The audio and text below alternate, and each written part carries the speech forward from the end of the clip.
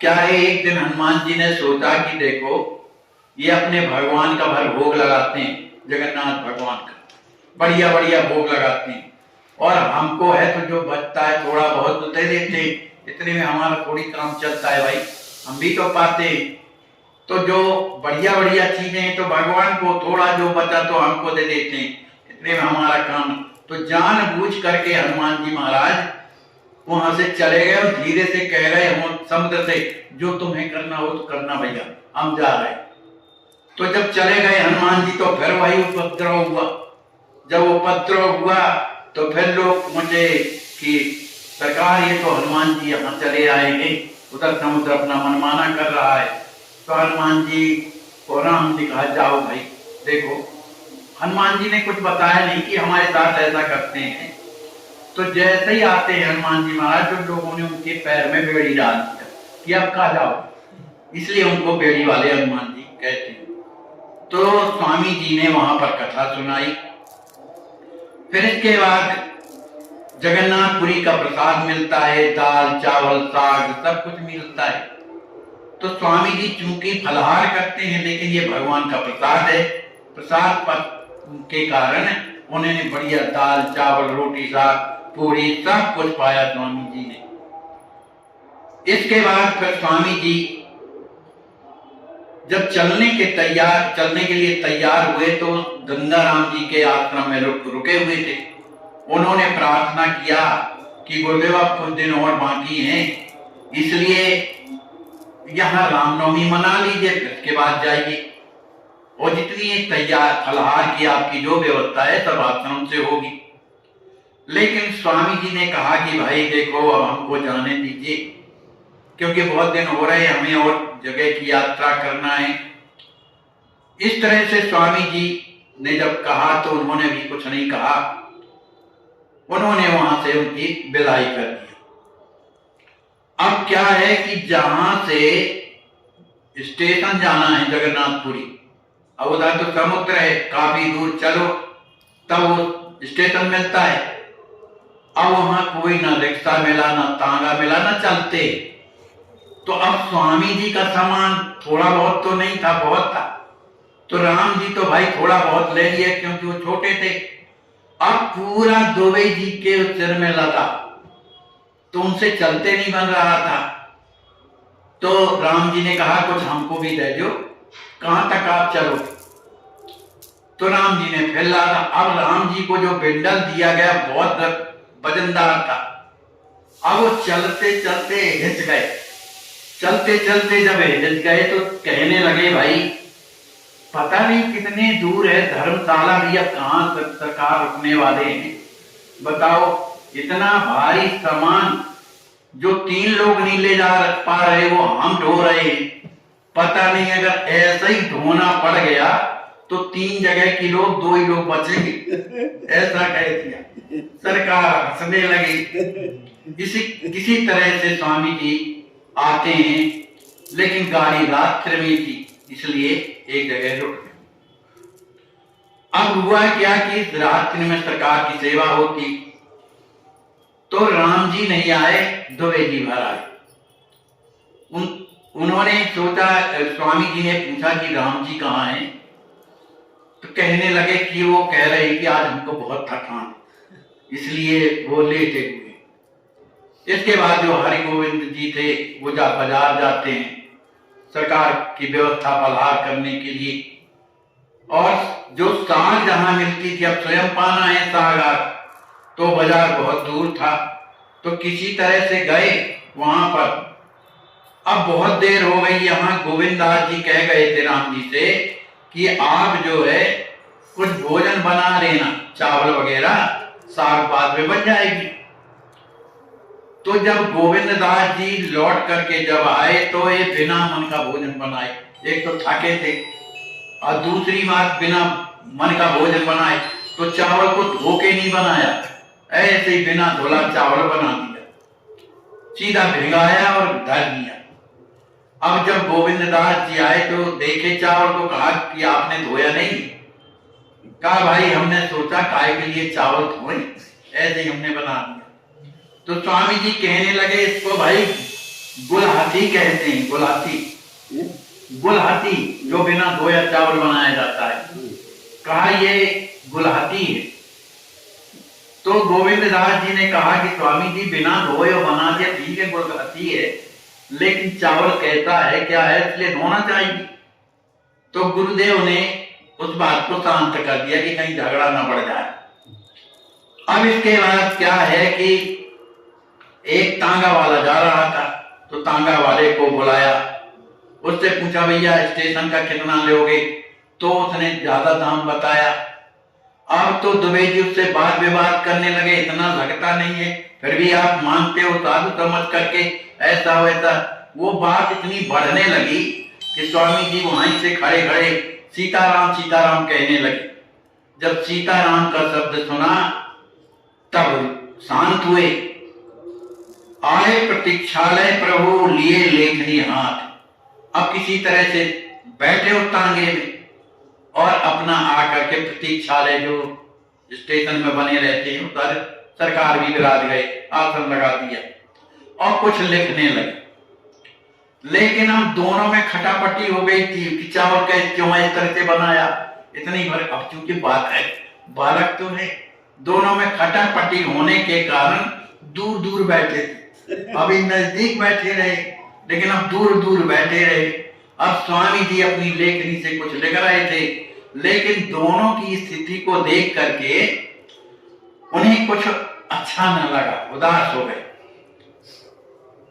दोनों की लक्ष्य रुष्टता, एक दूसरे से नाराज हैं।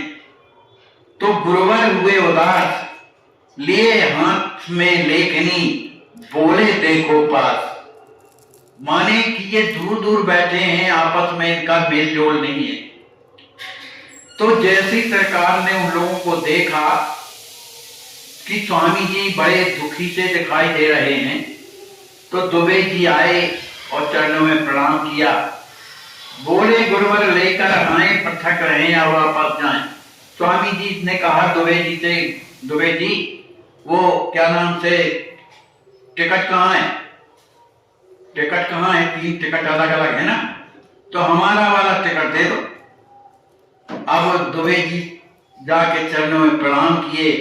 सरकार सब एक साथ तो रखे हैं ना, कहे नहीं नहीं नहीं, हमारा टिकट हमें वापस करो, हम अकेले जाएंगे और तुम लोगों को जहां जाना हो तो जाओ। अब बेचारे बड़े दुखी हुए, कहे बताओ साथ में आए हो और आपस में लड़ करके इतने इतने दूर बैठे हो, यह कोई अच्छी बात है, इसलिए हमको अब तुम्हारा विश्वास नहीं रहा, हमारा टिकट दो, हम जहां जाए चाहे न जाए तुम्हें कोई मत, तुम लोग अपना काम करो।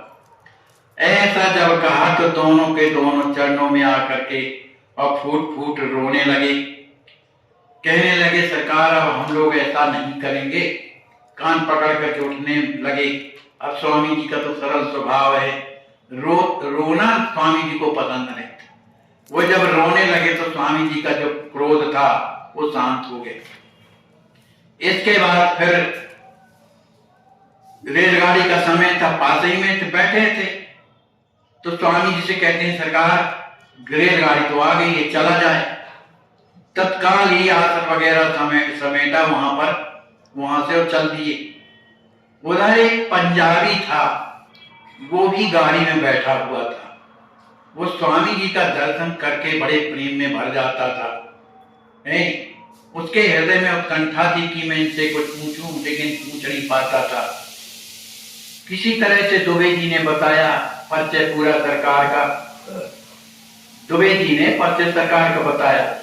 परिचय प्राप्त करके वो जो है बड़ा प्रसन्न हुआ।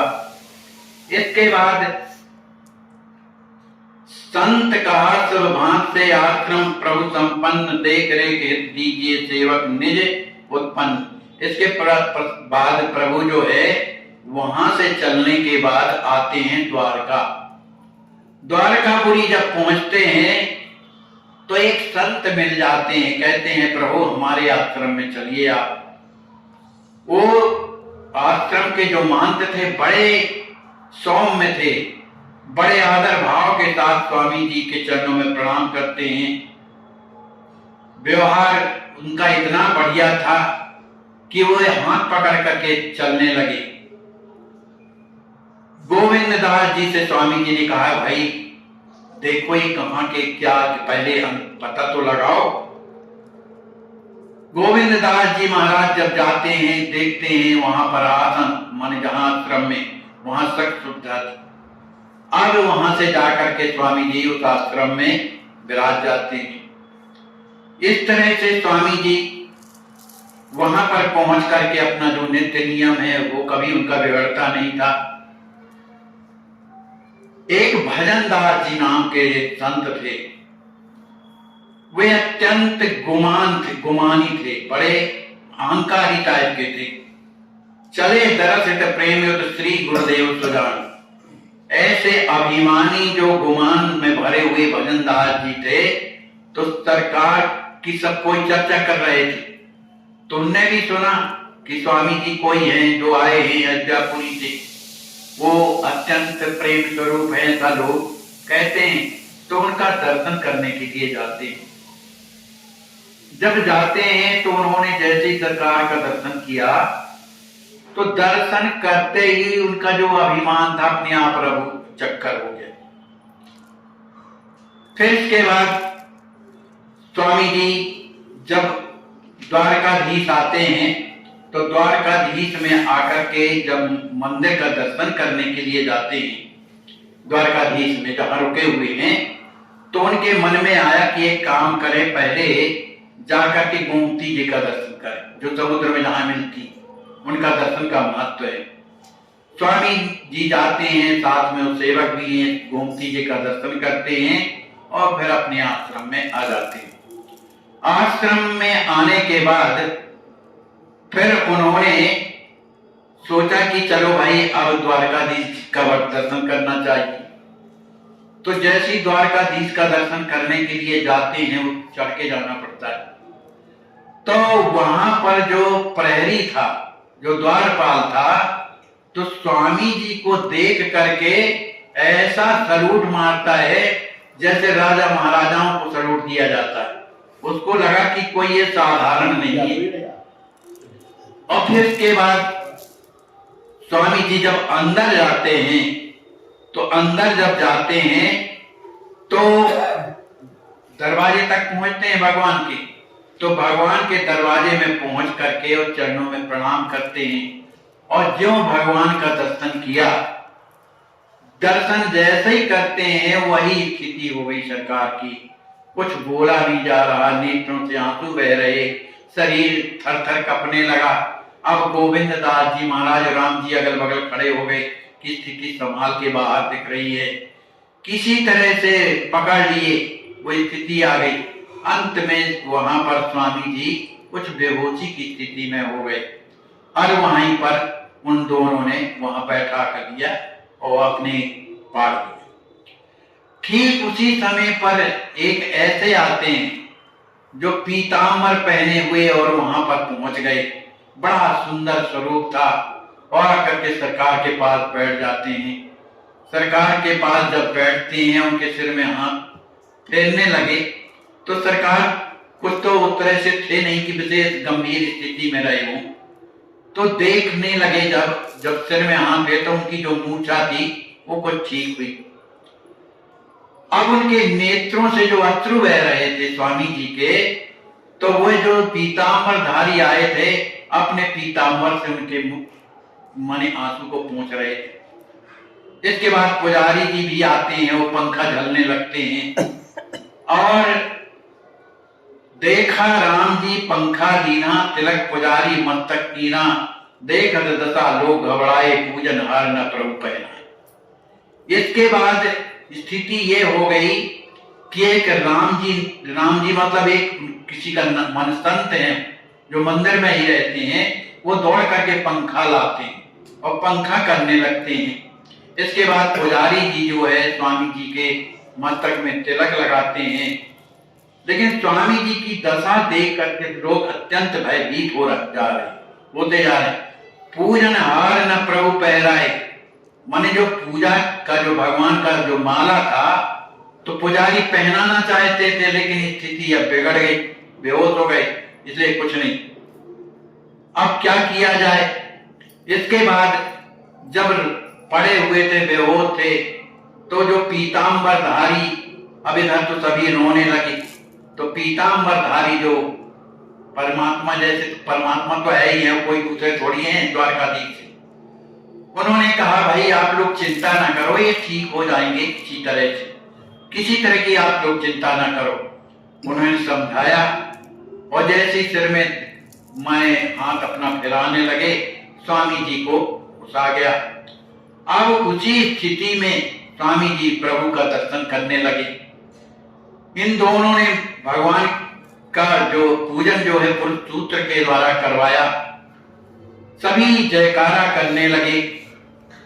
जयकारा करने के बाद स्वामी जी वहां पर बैठ जाते हैं। बैठ जाने के बाद वे जो वहां बैठे हुए हैं जो पीत वस्त्र में, वो स्वामी जी को छोड़ नहीं रहे।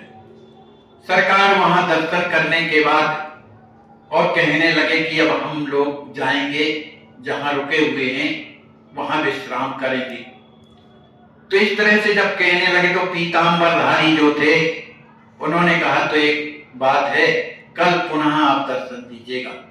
आप आए हैं, आज जो आपका स्वास्थ्य ठीक नहीं है, ठीक है, लेकिन कल जरूर आइएगा। इस तरह से कह करके चलने लगे और ये भी अपना पता नहीं कहां चले। अब जब दूसरा दिन हुआ, रात में सत्संग होता रहा, जब दूसरा दिन हुआ तब सरकार फिर से आते हैं और जैसे ही आते हैं दरवाजे में पुनः मिल जाते हैं पीतांबरधारी। अब तो स्वामी जी का हाथ पकड़ करके मंदिर ले जाते हैं। मंदिर में जैसे दर्शन करते हैं वैसे मूर्छा आने लगती है, लेकिन संभाल लेते हैं।